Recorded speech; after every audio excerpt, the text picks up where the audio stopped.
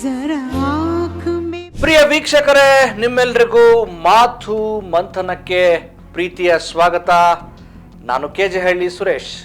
ಪ್ರಿಯರೇ, ಪ್ರತಿ ವರ್ಷ ಫೆಬ್ರವರಿ 14 ಬಂದ್ರೆ ದೇಶ ವಿದೇಶಗಳಲ್ಲಿ ಪ್ರೇಮಿಗಳ ದಿನಾಚರಣೆಯನ್ನ ಮಾಡ್ತೇವೆ. ನಮ್ಮ ದೇಶದಲ್ಲೂ ಪ್ರೀತಿಯ ದ್ಯೋತಕವಾಗಿರುವಂತಹ ಈ ದಿನದಲ್ಲಿ ಯುವಕ ಯುವತಿಯರು ಸೇರಿದಂತೆ ಎಲ್ಲ ವಯೋಮಾನದ ಪ್ರೇಮಿಗಳು ಪರಸ್ಪರ ಶುಭ ಸಂದೇಶ ಕೋರುತ್ತಾ ಪ್ರೇಮದ ಶುಭ ಸಂದೇಶದೊಂದಿಗೆ ಆತ್ಮೀಯವಾಗಿ ಜೊತೆಯಾಗ್ತಾರೆ.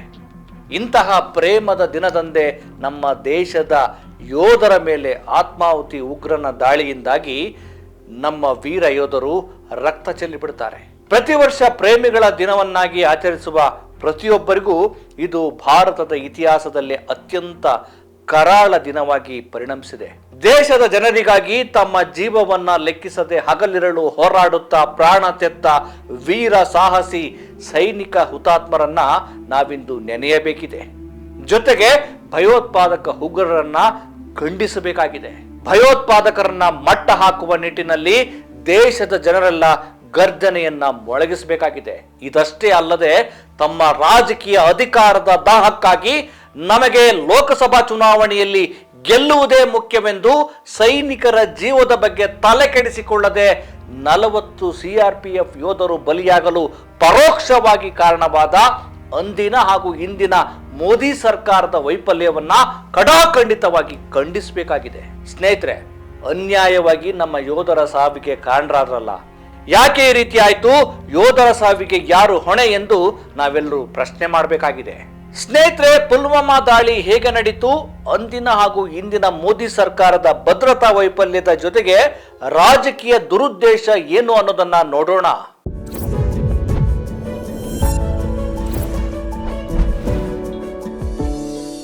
ಇದೇ ದಿನ ಸರಿಯಾಗಿ 7 ವರ್ಷಗಳ ಹಿಂದೆ ಭಾರತೀಯ ಸೇನೆ ರಜೆ ಮುಗಿಸಿ ಕರ್ತವ್ಯಕ್ಕೆ ಮರಳುತ್ತಿದ್ದ ಯೋಧರು ಸೇರಿದಂತೆ ಒಟ್ಟು 2547 CRPF ಯೋಧರು 78 ವಾಹನಗಳಲ್ಲಿ ಜಮ್ಮುವಿನಿಂದ ಶ್ರೀನಗರಕ್ಕೆ ಪ್ರಯಾಣ ಮಾಡ್ತಾ ಇದ್ರು. ಆಗಲೇ ಪುಲ್ವಾಮಾ ಜಿಲ್ಲೆಯ ಅವಂತಿಪುರ ಬಳಿ ಈ ಭೀಕರ ದಾಳಿ ನಡೆದೇ ಬಿಡ್ತು.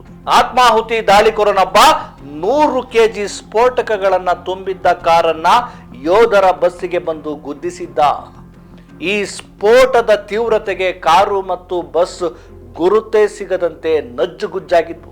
ಯೋಧರ ಮೃತದೇಹಗಳು 100 ಮೀಟರ್ ವ್ಯಾಪ್ತಿಯಲ್ಲಿ ಚೆಲ್ಲಾಪಿಲ್ಲಿಯಾಗಿ ಬಿದ್ದಿದ್ವು. ಹಿಂದಿನಿಂದ ಬರುತ್ತಿದ್ದ ಇತರ ಬಸ್ಗಳಿಗೂ ಕೂಡ ಸ್ಫೋಟದಿಂದ ತೀವ್ರವಾಗಿ ಹಾನಿಯಾಗಿತ್ತು. ಈ ಉಗ್ರ ದಾಳಿ ಸಂಚು ರೂಪಿಸಿದ್ದು 23 ವರ್ಷದ ಜೈಷ್ ಎ ಮೊಹಮ್ಮದ್ ಉಗ್ರ ಮುದಾಸಿರ್ ಅಹಮದ್ ಖಾನ್ ಎಂಬುದು ತನಿಖೆಯಿಂದ ಬಯಲಾಯಿತು. ನಂತರ ನಡೆದ ಎನ್ಕೌಂಟರ್ನಲ್ಲಿ ಸೇನೆ ಆತನನ್ನ ಹತ್ಯೆ ಮಾಡಿತ್ತು.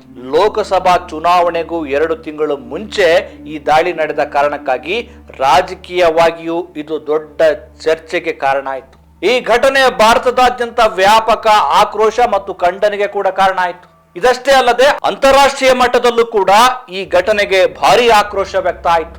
ಈ ಘಟನೆಯ ಬಳಿಕ ಹಲವು ದೇಶಗಳು ಭಾರತದೊಂದಿಗೆ ತಮ್ಮ ಒಗ್ಗಟ್ಟನ್ನ ವ್ಯಕ್ತಪಡಿಸಿದ್ರು. ಇದಷ್ಟೇ ಅಲ್ಲದೆ ಭಯೋತ್ಪಾದನೆಯ ವಿರುದ್ಧದ ಕ್ರಮಕ್ಕೆ ಕರೆ ಕೊಟ್ಟು ವಿಶ್ವಸಂಸ್ಥೆ ಕೂಡ ದಾಳಿಯನ್ನ ಖಂಡಿಸಿ ದುಷ್ಕರ್ಮಿಗಳನ್ನ ನ್ಯಾಯಾಂಗಕ್ಕೆ ಹಾಜರುಪಡಿಸುವಂತೆ ಕರೆ ಕೊಡ್ತು. ಪುಲ್ವಾಮಾ ದಾಳಿಗೆ ಪ್ರತಿಕಾರವಾಗಿ ಫೆಬ್ರವರಿ 26, 2019 ಭಾರತೀಯ ವಾಯುಪಡೆಯ ಹಲವಾರು ಜೆಟ್ಗಳು ಬಾಲಾಕೋಟ್ನಲ್ಲಿರುವಂತಹ ಜೈಷ್ನ ಭಯೋತ್ಪಾದಕ ಶಿಬಿರಗಳ ಮೇಲೆ ಬಾಂಬ್ ದಾಳಿ ಮಾಡಿ ಸುಮಾರು 500 ಭಯೋತ್ಪಾದಕರನ್ನ ಒಡೆಯಲಾಯಿತು ಅಂತ ಹೇಳಲಾಗ್ತಾ ಇದೆ. ಪ್ರಿಯ ವೀಕ್ಷಕರೇ, ನಾವೀಗ ಮುಖ್ಯ ವಿಚಾರಕ್ಕೆ ಬರೋದಾದ್ರೆ, ಜಮ್ಮು ಕಾಶ್ಮೀರದ ಮಾಜಿ ರಾಜ್ಯಪಾಲ ಸತ್ಯಪಾಲ್ ಮಲ್ಲಿಕ್ ಅವರು ಪುಲ್ವಾಮಾ ದಾಳಿಗೆ ಸಂಬಂಧಿಸಿದಂತೆ ಮಾತನಾಡಿರುವ ಸ್ಫೋಟಕ ವಿಚಾರಗಳ ಬಗ್ಗೆ ಇವತ್ತಿಗೂ ಮೋದಿ ಸರ್ಕಾರ ಉತ್ತರ ಕೊಟ್ಟಿಲ್ಲ. ಸತ್ಯಪಾಲ್ ಮಲ್ಲಿಕ್ ಅವರು ಹೇಳಿರುವ ವಿಚಾರಗಳನ್ನ ನೋಡೋದಾದ್ರೆ, ಮೋದಿ ಸರ್ಕಾರ 2019 ಲೋಕಸಭಾ ಚುನಾವಣೆಯನ್ನ ಪುಲ್ವಾಮಾ ದಾಳಿಯಲ್ಲಿ ಮೃತ ವೀರ ಯೋಧರ ದೇಹಗಳ ಮೇಲೆ ನಡೆಸಲಾಯಿತು ಅಂತೇಳಿ ಗಂಭೀರವಾಗಿ ಆರೋಪ ಮಾಡ್ತಾರೆ. ಇದು ಕೇವಲ ಆರೋಪವಲ್ಲ, ಇಲ್ಲಿ ಸರ್ಕಾರದ ವೈಫಲ್ಯವನ್ನ ಎತ್ತಿ ತೋರಿಸೋದು ಮುಖ್ಯ ಆಗಿದೆ. ನಮ್ಮ ಪ್ರಧಾನಿ ನರೇಂದ್ರ ಮೋದಿ ಅವರು ತಮ್ಮ ಬಟ್ಟೆಗೆ ವಿದೇಶ ಪ್ರವಾಸಕ್ಕೆ 100 ಕೋಟಿ ಹಣ ಖರ್ಚು ಮಾಡ್ತಾರೆ. ಆದ್ರೆ ನಮ್ಮ 100 ಯೋಧರು ಪ್ರಯಾಣಕ್ಕಾಗಿ ಒಂದು ವಿಶೇಷ ವಿಮಾನವನ್ನ ನಿಯೋಜಿಸುವ ಯೋಗ್ಯತೆ ಈ ಸರ್ಕಾರಕ್ಕಿರಲಿಲ್ಲ. 100 ಯೋಧರು ಬಸ್ನಲ್ಲಿಯೇ ಪ್ರಯಾಣಿಸಲು ನಿರ್ಧರಿಸಿದ್ದು ಯಾಕೆ ಅನ್ನುವ ಪ್ರಶ್ನೆಗಳು ಮೂಡುತ್ತವೆ.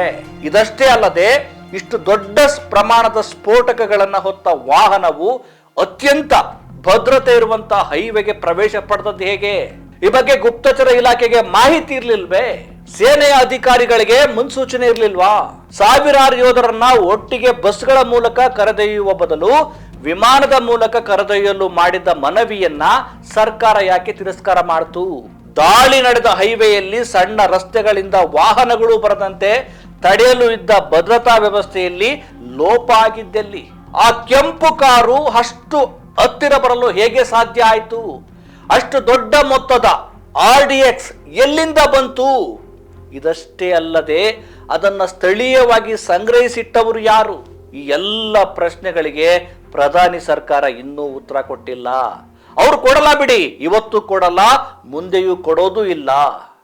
ಒಟ್ಟಿನಲ್ಲಿ ಇವರು ದೇಶದ ಜನರನ್ನ ಧರ್ಮ, ಹುಸಿ ದೇಶಭಕ್ತಿ, ಪಾಕಿಸ್ತಾನ, ದೇಶದ ಸೈನಿಕರು, ರಾಮ ಮಂದಿರ ಈ ಎಲ್ಲ ವಿಚಾರಗಳನ್ನ ಎತ್ತಿ ಈ ಭಾವನಾತ್ಮಕ ವಿಷಯಗಳಲ್ಲೇ ಜನರು ಕಳೆದು ಹೋಗುವಂತೆ ಮಾಡ್ತಾರೆ. ಇನ್ನಾದರೂ ದೇಶದ ಜನ ಎಚ್ಚೆತ್ತು ಇವರ ಭಾಷಣಗಳಿಗೆ ಮರುಳಾಗದೆ ಪ್ರಜ್ಞಾವಂತಿಕೆಯ ಪ್ರಶ್ನೆಗಳನ್ನ ಕೇಳುವ ಮೂಲಕ ಇವರ ಬಣ್ಣ ಬಯಲು ಮಾಡಬೇಕಾಗಿದೆ. ದೇಶದ ಜನರಿಗೆ ಮಾಡಿರುವ ಅನ್ಯಾಯಕ್ಕೆ ರಾಜಕೀಯ ಪಾಠ ಕಲಿಸಬೇಕಾಗಿದೆ. ನಮ್ಮ ವೀರ ಯೋಧರಿಗೆ ನಮನವನ್ನ ಸಲ್ಲಿಸ್ತಾ ಮುಂದಿನ ಮಾತು ಮಂಥನದಲ್ಲಿ ನಿಮ್ಮನ್ನ ಭೇಟಿಯಾಗ್ತೇನೆ.